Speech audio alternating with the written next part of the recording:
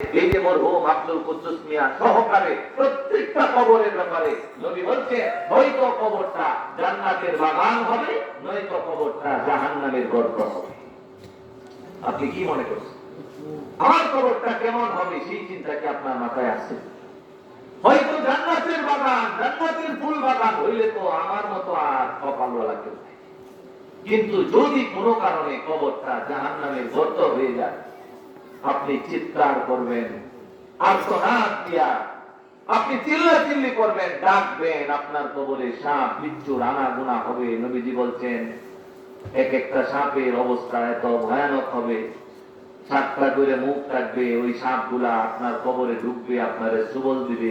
এই সাপ যদি দুনিয়াতে বিষ থাকতো, তাহলে পুরা দুনিয়ার সবকিছু বিষে বিষাক্ত হয়ে যেত।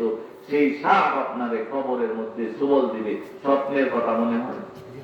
স্বপ্নের কথা না সত্য কথা? জোরে বল। তুই সত্য কথা থাকার পরে এই যে এনে যে গান হয়, গানের মধ্যে কেমনে গান, কোন বিবেক লয়ে গান? একবার ভয় করে না যে আমি যে কবরের মধ্যে যাবো, আমার কবরটা কি জান্নাতের বাগানই হয় না জাহান্নামের গর্ত হয়? এই টেনশন কি আপনারা একবারও আটকায় না? আপনারা জান্নাত যাই কি সব কি হয়? আমাদের দিকতে মানুষ এই ব্যবস্থাপক তো আপনারা। এই যে আল্লাহর অবাধ্যতা 2-3 দিন লাগাতার চলে, নর্তকী আইনে নাচানো হয়, কি যে হয় সেটা তো এখন আর এখানে আইসা দেখা লাগে না। এগুলা সারা দুনিয়া ব্যাপী ছড়ায় যায়। ওই যে আছে না একটা মেশিন দিয়া কে কে যাইতেছে, কে কে আসতেছে। আগে বোঝা কঠিন হইতো যে আল্লাহ এত কিছু রেকর্ড করবো কেমনি। আগে বোঝাটা কিছু কিছু কঠিন হইতো, বয়স্ক মানুষের মাথায় ধরতো না, তো সম্ভব। হ্যাঁ, আর বুঝো চাইবো খেলা দিতে যাইবো গা। হ্যাঁ, কিন্তু এমন দেখছেন কি অবস্থা আয়সা দাঁড়াইছে, কি করছেন, এটা এনে থাকতে সৌদি আরব পাঠায় দিতেছে যে অমুকে 5 জন এনে আছে। কথা বল ঠিক কিনা? ঠিক। আল্লাহ বললে আল্লাহ ধরা থেকে ভাই বাঁচতে পারবেন না। এই কারণে চিন্তা করেন, আমার কবরটা কি জান্নাতের বাগানে হয় নাকি জাহান্নামের গর্ত হয়? আল্লাহ আমাদের কবরকে জান্নাতের বাগান বানাক। জোরে কোন আমিন। আমিন। নেককার বান্দাকে আল্লাহ কয়টা পুরস্কার দিবেন? 3টা। শিখে দেবেন 3টা। 1 নাম্বার, আল্লাহ তার কবরে জান্নাতের বিছানা দিবেন। 2 নাম্বার, আল্লাহ তাকে জান্নাতের পোশাক পরিধান করাবেন। 3 নাম্বার, আল্লাহ তার কবর থেকে জান্নাত পর্যন্ত রাস্তা খুলে দিবে। সুবহানাল্লাহ, সুবহানাল্লাহ। আজকে এখানে আরেকটা জিনিস খুব আনন্দ লাগছে, আমি কয়ে বলা এটা ভিতরে রাখতে পারতেছি না। এই যে গানের কথা যে পায় করছি, এটা আমার এই ভাই, এই মাইকের স্বত্বাধিকারী মালিক, উনি আমারে বলছে যে হুজুর আমি উন্মুক্ত ঘোষণা দিয়ে দিচ্ছি, আমার মাইক আর কোন যাত্রা পালাতে ভাড়া দিতাম না। সুবহানাল্লাহ, মাশাআল্লাহ। আল্লাহ তাআলা ওনার ব্যবসার মধ্যে বরকত দান করুন। আমিন। আমিন। উনি যে উদ্যোগ নিছে, হ্যাঁ, এই উদ্যোগের উপর ওনাকে সারা জীবন অটল থাকার তৌফিক দিন। সবাই বলি আমিন। সব মাইক ওয়ালারা যদি বয়কট করতো যে কেউ মাইক ভাড়া দিতাম না, তাহলে দেখতাম মাইক টানে করতে। ঠিক। আল্লাহ তাআলা সবার মধ্যে এই ধরনের উদ্যোগ দান করুক, মন মানসিকতা ইসলামের দিকে, ভালো কাজের দিকে আল্লাহ তাআলা আগায় দিন। সবাই বলি আমিন। নেককার বান্দার কবরে পুরস্কার কয়টা? 3টা।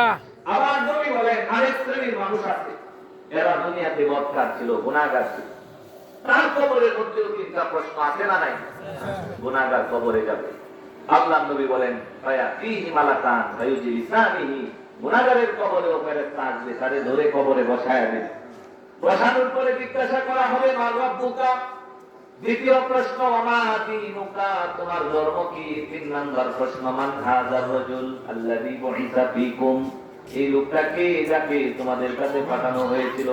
নবী বলেন নেককার, দুনিয়াতে রব মানে নাই, কবরে গিয়া রবকে নিজের রব বানাতে পারবে না, এই বান্দা আটকে যাবে। নবী বলেন সারা জীবন ইসলামের বিরোধিতা করেছে, আর এই কবরের মধ্যে গিয়ে ইসলামকে নিজের ধর্ম বানাবে, এটা সম্ভব না। কেন? কবরের মধ্যে আর ঘুষের কারবার চলবে না, সত্যকে মিথ্যা বানানোর কোনো সুযোগ থাকবে না, অপরাধী যে শাস্তি হবে আরেকজনের এই সুযোগ আল্লাহর দরবারে হবে না। কেন? আল্লাহ বলেন ইনসাফের বিচারওয়ালা। কথা ঠিক কিনা? আল্লাহ রাসূল বলেন বান্দাকে কবরের মধ্যে জিজ্ঞাসা করা হবে 3 প্রশ্ন, 3টা প্রশ্নের জবাবে গুনাহগার বান্দা জবাব দিবে হা হা লা আদরি, আমি কিছু জানি না। আমার তো রব জানা নাই, ইসলাম জানা নাই, ধর্ম জানা নাই, এই লোককে তাকেও আমি চিনতে পারছি না। নাউযুবিল্লাহ। নবী বলেন, যখন এই তিনটা প্রশ্নের জবাব আসবে না, ফায়ুনাদি মুনাদিন মিনাস সামাই আন কাযাবা আবদি, আসমান থেকে একজন ডেকে বলবেন, আমার বান্দা মিথ্যা বলতেছে কেন?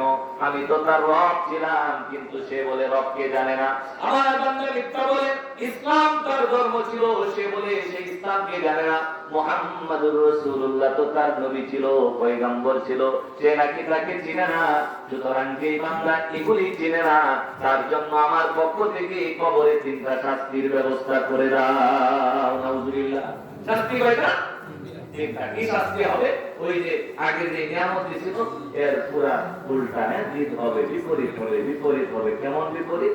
আল্লাহ নিজে ডাক দিয়া বলবেন, আফরিশু মিনান নার, জাহান্নামের বিছানা, বান্দার কবরের মধ্যে জাহান্নামের বিছানা বিছিয়ে দাও। দুনিয়ার অনেক পাপিষ্ঠ এই কথা বলেও ফেলে, অনেক সময় আমরা শুনতে পাই, বলে হুজুর তখন একটা তখন দেখা যাবে, ঠিক মরার পরে কবরে কি হবে এই টেনশন করে এখন লাভ নাই। আছে না নাই? আছে, আছে। এই পাপী সমাজে আছে না? আছে, অভাব নাই। এদের কবরে না জানি কি অবস্থা হয়। যদি এদের কবরে এক মুহূর্তের অবস্থা পৃথিবী মানুষ দেখতে পারত, তাহলে সমস্ত গুনাহগারেরা গুনাহ ছেড়ে দিত। কথা বলুন ঠিক? কিন্তু দেখাইলে তো আর পরীক্ষা হলো না। পরীক্ষার মধ্যে সব দেখা দেখি, সবাই একজনের চার একজন দিকে লিখবো, তাহলে গেলে পরীক্ষা।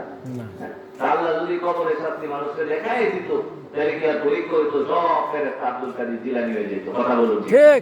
কিন্তু আল্লাহ একজনের চার একজনকে দেখান না। কিন্তু আল্লাহ বলছেন, এটা চিরন্তন সত্য কথা। আসমান জমিন যেমন টিকে আছে, এটা যেমন সত্য, নবীর এই হাদিস সত্য হবে, এটাও 100% সত্য।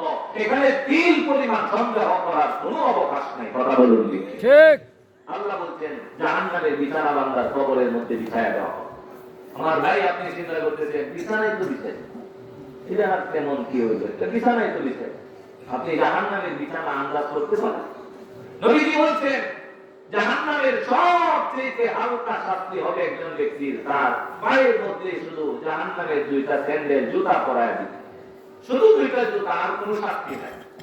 নবী বলছেন, কিন্তু এই দুইটা জুতার উত্তাপ আর এই দুইটা জুতার গরম এত বেশি হবে, জুতা পড়ছে পায়ে নিচে, কিন্তু মাথার মগজ টক বক করে ফুটতে থাকবো, শিখতে থাকবো। জোরে কোন নাউযুবিল্লাহ। দুইটা স্যান্ডেলের পাওয়ার যদি এমন হয়, একটা গোটা বিছানা আপনার কবরে যদি বিছায় দেয়, আর আল্লাহ যদি সেখানে শুয়ে রাখে, আপনি কি মনে করছেন আপনার মতো দুর্ভাগা কপাল পোড়া আর কেউ হবে না? ভাই, শুধু একটা শাস্তি না, আল্লাহ বলেন দ্বিতীয় শাস্তি, ওয়ালবিসুহু মিনান নার, জাহান্নাম থেকে পোশাক আনো, যে আগুনের পোশাক আমার বান্দা নাফরমানের গায়ের মধ্যে পরায়া দাও।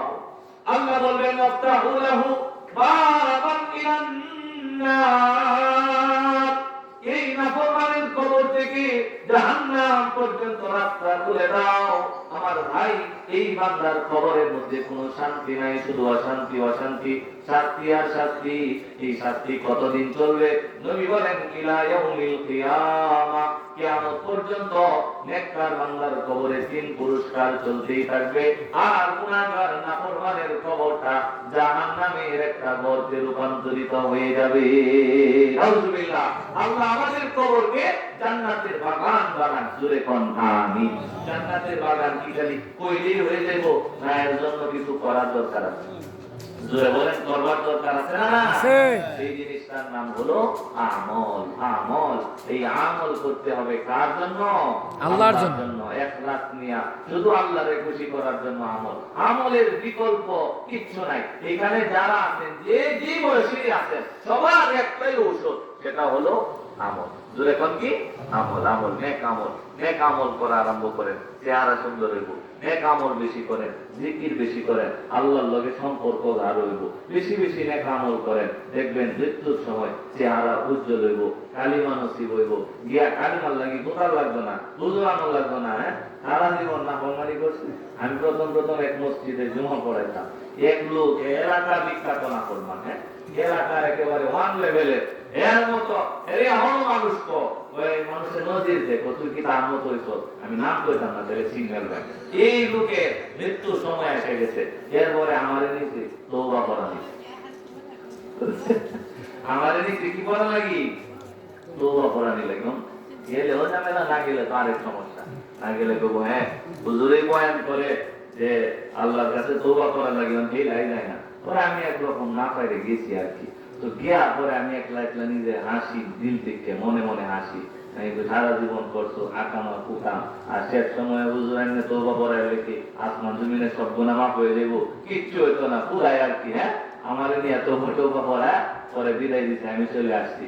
এরপরে মারা গেছে, মারা যাওয়ার পরে আরেকটা ঘটনা ঘটছে, কমও না, কারণ এই যে এই সমস্ত জিনিস আছে তো কথাবার্তা পরে এদিক সেদিক চলে যাবো, আবার লোক খুব পরিচিত আপনারাও সিগন্যাল নাই, এই কারণে কইতাম না।